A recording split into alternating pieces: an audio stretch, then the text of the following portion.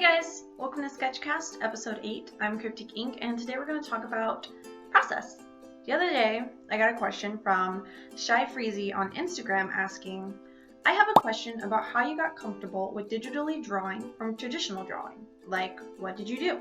So I decided to record my process for this drawing, which was a commission for a very good friend of mine.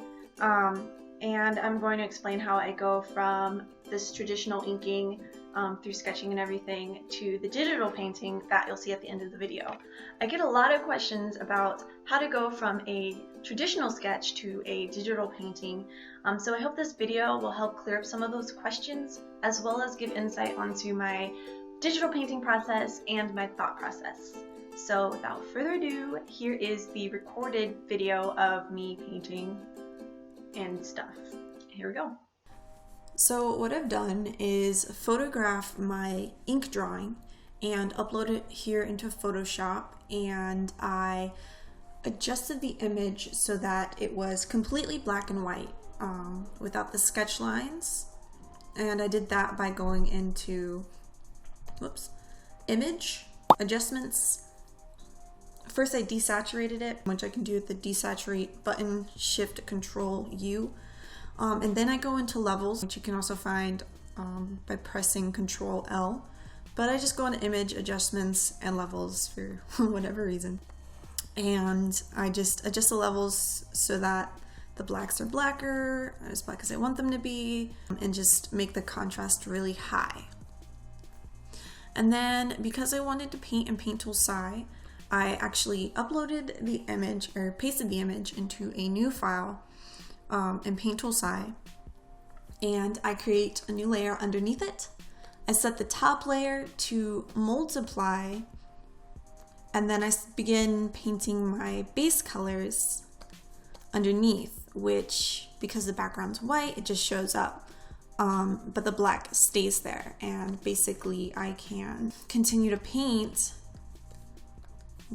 Drag this over there so I can just lay down very large blocky base colors with the marker or brush tool. I prefer the marker tool, using the flat bristle, and I don't have any specific settings when I paint in Paint Tool Sci. I usually just adjust the density, the blending, and the persistence to whatever I need, and I adjust it a lot while I'm painting. So basically that is how I upload a traditional image onto my computer and begin painting. And then when I'm ready to paint, I just merge those layers together so that they're all in one layer. And I do paint in one layer just because that's the way I prefer to do it. And I can blend everything at once so that it's not just line art and color, so that it looks like a more blended painting. Okay, so on to the painting. So I started painting back in 2008 when I joined DeviantArt. My first program was Photoshop. I think either that or Microsoft Paint and then Photoshop. But my dad was doing photography and he let me borrow his tablet, and it really got me into digital painting. The way I went about going from working traditionally to painting digitally, even later on when I had stopped painting digitally for a while and kind of forgot how to do it, I just kind of jumped into it and did my best. I treated it like it was a real painting, and I tried not to get too caught up in using special brushes or using special effects. I just used a basic brush to start off with, and I played around with it to see how it felt to draw on a tablet. And at first, I'm not gonna lie, it was very difficult. It was confusing to be drawing on a tablet but looking at the screen. So actually now when I draw on a tablet monitor, it's kind of unnerving because my hand is in the way, which is weird because when I draw traditionally, that doesn't really bother me. But I'm getting used to it. When I draw traditionally, I don't color nearly as much as I do in digital mediums. because right now I'm so addicted to the range of colors that I can get in Sci or Photoshop. And it's just, I can create beautiful palettes that I could not create at home with my current supplies. And supplies are so expensive to resupply. I like to draw with Copic markers pretty often, and those are like $8 a marker. So I don't use them as often as I use color in digital paint. I followed artists on DeviantArt like Loish and Itoli that really inspired me to get better at my color work. And I think watching them post their work and also looking up tutorials and speed painting videos on YouTube really helped me to see how other people painted digitally, and just watching their workflow really helped me develop my own workflow over the years. It just took a lot of practice and a lot of time.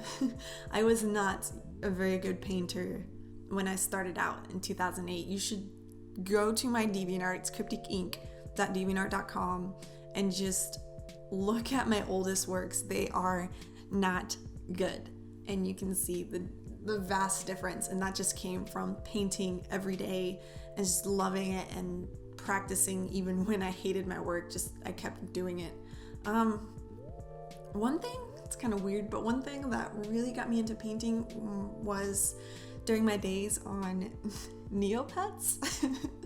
I used to be on Neopets all the time, and they had these things called beauty contests, and I would enter my pets in like every week or every other week if I won consistently, and I would use that competition as a tool to help me get better and to improve. I really improve when there's a competitive air just about the way I'm painting.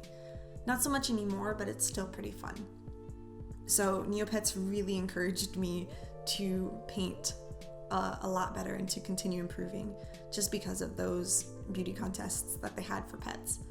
I think one of the things I would suggest if you're just starting out digitally painting would definitely be not to get caught up in what kind of brushes you think you need or the kind of brushes that other artists use.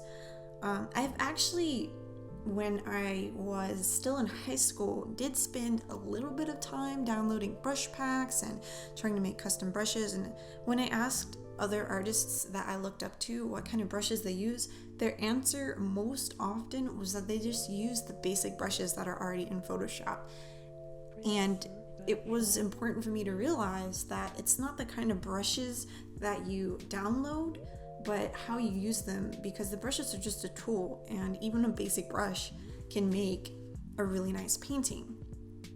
And with Paint Tool Sci, of course, it's a little different because you don't have those packs of brushes with natural textures and different shapes. It's mostly just like a basic round, flat brush, and you can change the settings. That's what I kind of liked about Paint Tool Sci, because it wasn't so complicated. And I could mess around with the blending and the opacity and stuff of the brush. But mostly it was just important for me to learn how to paint with a basic brush and use the weight of my own hand on my tablet to make thicker lines or thinner lines, and to just use the techniques I knew how to use when drawing to just traditionally and try to incorporate that into drawing digitally. So I really do not think that focusing on custom brushes will do you any good when you're just starting out, because you'll spend more time messing with the more complicated dynamics of Photoshop than actually painting, and you really want those hours put in painting if you want to get better. Practice makes you better, and you really need those hours spent painting. But I mean, feel free to mess around with different brushes and play with different packs. Just realize that special packs of brushes are not going to make you better at painting. They'll just add more brushes to your collection. Another thing that I would suggest is to look up tutorials. There are lots of tutorials on DeviantArt, and I looked up so many of them, and I cross-referenced them, and I just picked the ones that I thought would be most helpful to me and I thought looked the best, and I tried to incorporate that every time I went back to a painting, and tried to remember the tips that artists use and their process, and incorporated it into my painting until eventually I could just pull it from memory and use it in my own way. YouTube videos, there are a lot of speed paint videos on YouTube, and I think they are immensely helpful. Two of my favorite artists more currently is Siren. I'm sorry if I'm not pronouncing the name right, but I will put her link to her YouTube channel in the description box. But she is a very good painter. She paints really cute females and flowy hair, and the colors are just beautiful, and she posts a lot of speed paint videos that I think are really helpful in just analyzing her process and looking at the way she paints. And she even has a couple tutorials on how to paint hair and stuff like that, and I think you should really check her out.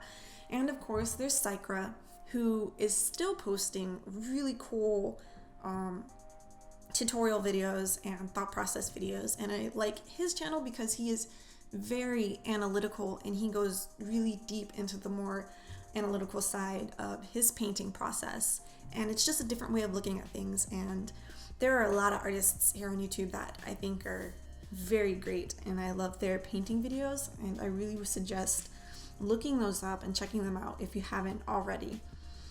And lastly, I would definitely suggest doing studies in a digital medium.